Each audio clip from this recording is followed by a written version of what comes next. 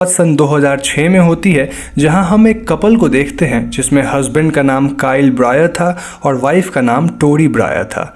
ये couple Kansas के ब्राइटबर्न में रहते थे और इन दोनों को हमेशा से एक बच्चा चाहिए था, लेकिन इनफर्टिलिटी इश्यूज की वजह से इन्हें बच्चा नहीं हो रहा था। तो एक रात इनके फार्म में एक स्पेसशिप आकर गिरती है और इस स्पेसशिप के अंदर एक छोटा सा बच्चा था। ब्रायर फैमिली डिसाइड करती है कि वो लोग इस बच्चे को पालेंगे और वो इस बच्चे का नाम ब्रैंडन रख देते हैं।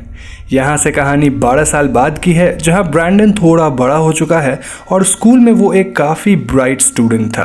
तो एक दिन ब्रैंडन अपने पिता की मदद से लॉन मूविंग कर रहा था और किसी कारणवश ब्रैंडन लॉन मोवर मशीन को स्टार्ट नहीं कर पा रहा था। गुस्से में ब्रैंडन इस मशीन को जोर से स्टार्ट करने की कोशिश करता है और अचानक वो इस मशीन को कई फीट दूर फेंक देता है। ब्रैंडन के दिमाग में एक अजीब सी आवाज़ आने लगती है और वो इस मशीन के फैंस में अपनी हाथ डाल देता है। टू आवर सरप्राइज इस मशीन के फैंस टूट गए थे, लेकिन ब्रैंडन के हाथों में एक खरोच तक नहीं थी। दिस सीन क्लियरली सिग्निफाइज कि ब्रैंडन के पास सुपर पावर्स थे। ठीक उसी रात हम व्यूअर्स देख पाते हैं कि फार्म हाउस से लाल रोशनी आ रही थी और ब्रैंडन इस रोशनी की तरफ खींचा जा रहा था। ब्रैंडन के दिमाग में एक अजीब सी आवाज़ आ रही थी, लाइक शिगारो लाडम घूल, और ब्रैंडन इस फार्म हाउस की एक ट्रैप डोर को खोलने की कोशिश कर रहा था। दरअसल इस ट्रैप डोर के अंदर ब्रैंडन की स्पेसशिप थी और इससे पहले ब्रैंडन इस डोर को खोल पाता, टोरी यहाँ पे आ जाती है।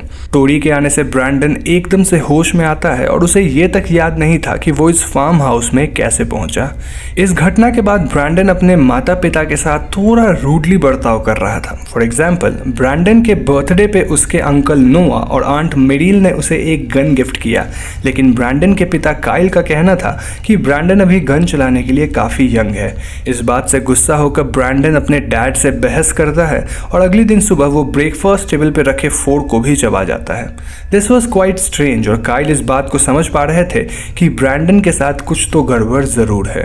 ब्रैंडन के रूम को क्लीन करते वक्त टोरी को कुछ अजीब सी ड्राइंग्स मिलती है और इन ड्राइंग्स के साथ वहाँ कुछ लड़कियों की सेमी न्यूड फोटोज भी थी। टोरी और काइल को लगता है कि शायद ब्रैंडन प्यूबर्टी हिट कर रहा है और इसी वजह से उसकी बिहेवियर चेंज हो रही है। इसीलिए दे डिसाइड कि वो लोग एक फैमिली कैंपिंग पे जाएंगे to relax their minds.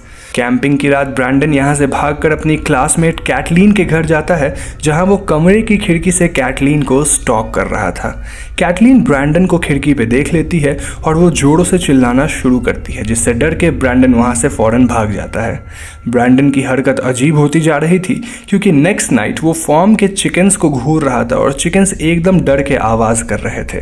Kyle Brandon को कमरे में सोने के लिए ले जाते हैं और अगली सुबह वो देखते हैं कि फार्म के सारे चिकन्स को किसी ने बेरहमी से मार डाला है।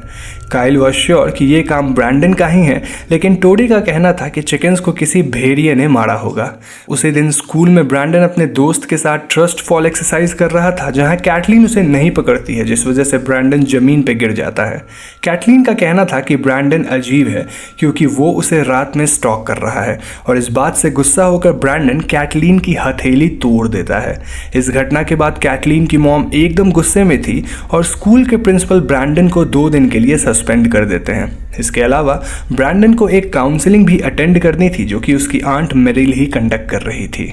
तो उस रात एक बार फिर से ब्रैंडन फार्म के ट्रैप डोर की तरफ अट्रैक्ट होता है और वो एलियन लैंग्वेज में शिगारो लाडम घूल बोल रहा था, जिसका अर्थ होता है टेक द वर्ल्ड। जब टोरी फार्म में आती है तो वो ब्रैंडन को हवा में देखती है और फार्म का ट्रैप डोर खुला हुआ था। टोरी ब्रैंडन को वापस होश में लाती है, जिससे वो ट्रैप डोर के अंदर गिर जाता है। गिरते वक्त ब्रैंडन का हाथ स्पेसशिप पे लगता है, जिससे उसकी हथेली में कट आती है और इस सीन में हम व्यूअर्स समझ पाते हैं कि ब्रैंडन को उसके प्लैनेट की मेटल्स हार्म कर सकते हैं। टोरी ब्रैंडन को बताती है कि वो अडॉप्टेड नहीं है, बल्कि उन्हें ब्रैंडन इस स्पेसशिप में मिला था और इस बात पे ब्रैंडन एकदम गुस्सा होते हुए अपनी आंखों से लेज़र छोड़ता है। नेक्स्ट नाइट ब्रैंडन वापस कैटलीन के घर जाता है, जहां कैटलीन बोलती है कि उसकी मॉम ने उसे ब्रैंडन से बातें करने को मना किया है। इस बात पर ब्रैंडन को काफ़ी गुस्सा आता है और वो एक रेस्टोरेंट में जाता है जहां कैटलीन की मॉम काम करती थी।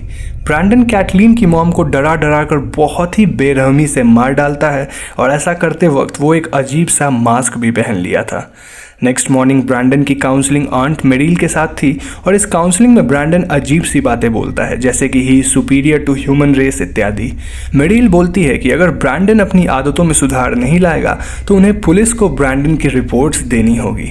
इस बात से ब्रैंडन को काफ़ी गुस्सा आता है और उसी रात ब्रैंडन आंट मेरिल के घर पहुंच जाता है। वो मेरिल को पुलिस से बातें न करने की सलाह देता है और ऐसा बोलते वक्त ब्रैंडन मेरिल को काइंड ऑफ धमकी भी देता है। इतने में मेरिल के हस्बैंड नोआ वहां आ जाते हैं और वो ब्रैंडन को अपने घर के क्लोजेट में मास्क पहने हुए पाते हैं।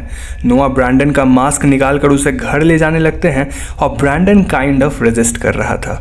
इतने में ब्रैंडन को गुस्सा आ गया था और वो फिर से मास्क पहनकर हवा में उड़ने लगता है। ब्रैंडन नोआ की कार को हवा में उठाकर जमीन पर फेंक देता है, जिससे नोआ की मौत हो जाती है और वो नोआ के खून से अपना सिंबल वहां रोड पे बना देता है। घर लौटते वक्त ब्रैंडन अपनी टी शर्ट उतार लेता है क्योंकि उसकी टी शर्ट में खून लग गया था और वो अपने पेरेंट्स से झूठ बोलता है कि उसकी टी शर्ट फुटबॉल खेलने की वजह से गंदी हो गई है। नेक्स्ट डे नोआ के मौत की खबर सभी को मिलती है, लेकिन ब्रैंडन इस खबर से एकदम भी अपसेट नहीं था। ब्रैंडन के पिता काइल उसे डांटते हुए खींचने की कोशिश करते हैं, लेकिन ब्रैंडन अपने पिता को जोरों से धक्का देता है। काइल अब समझ गए थे कि ये सब ब्रैंडन कर रहा था और वो ब्रैंडन के कमरे में जाकर उसकी पिछली रात वाली टी शर्ट भी ढूंढ लेते हैं जिस पे खून लगा था। काइल डिसाइड्स कि वो ब्रैंडन को मार डालेंगे, इसीलिए वो ब्रैंडन को साथ एक रोड ट्रिप पे ले जाते हैं जहां जंगलों में वो ब्रैंडन के सर पे गोली चला देते हैं। अब ऑब्वियसली इस गोली से ब्रैंडन को कुछ नहीं होता है और बदले में ब्रैंडन अपने पिता काइल को लेजर आइज से मार डालता है। दूसरी तरफ टोरी को ब्रैंडन के रूम में उसके किलिंग्स की ड्राइंग्स मिलती है और इन ड्राइंग्स में वो सिंबल भी था जो कि ब्रैंडन हर मर्डर स्पॉट पे बनाया करता था।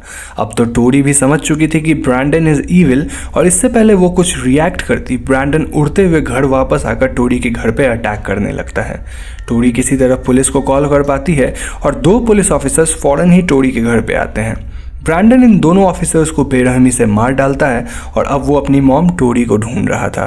टोरी बेडरूम की खिड़की से बाहर कूदकर फार्म में जाती है क्योंकि उन्हें याद था कि स्पेसशिप के मेटल से ब्रैंडन को मारा जा सकता है।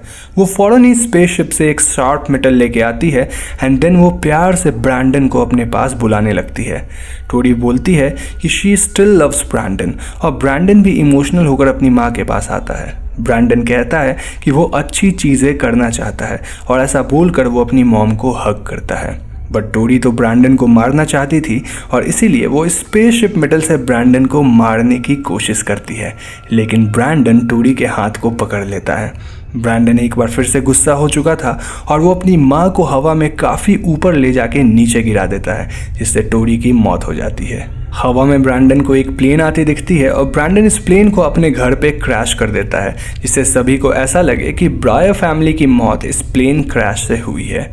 इस प्लेन में तकरीबन 280 पैसेंजर्स थे और इस क्रैश में वो सभी मारे गए। यहाँ पे मूवी खत्म हो जाती है। मूवी की एंड क्रेडिट सीन में हम देख पाते हैं कि ब्रैंडन अब कंट्रोल से बाहर हो गया है और वो अब आसपास की सिटीज़ को तबाह कर रहा है। सभी लोग उसे ब्राइटबर्न नाम से पुकार रहे थे और ब्राइटबर्न बिल्डिंग्स गिरा रहा था, जंगल जला रहा था और कई लोगों को मार रहा था। इन सीन्स में हम व्यूअर्स एक conspiracy theorist the big T को रिपोर्ट करते देख पाते हैं और द बिग टी का कहना था कि साउथ चाइना के समुद्र में एक हाफ इंसान plus half sea creature ships को डुबा रहा है और एक सुपर नेचुरल औरत लोगों को रोप से चोक करके मार रही है।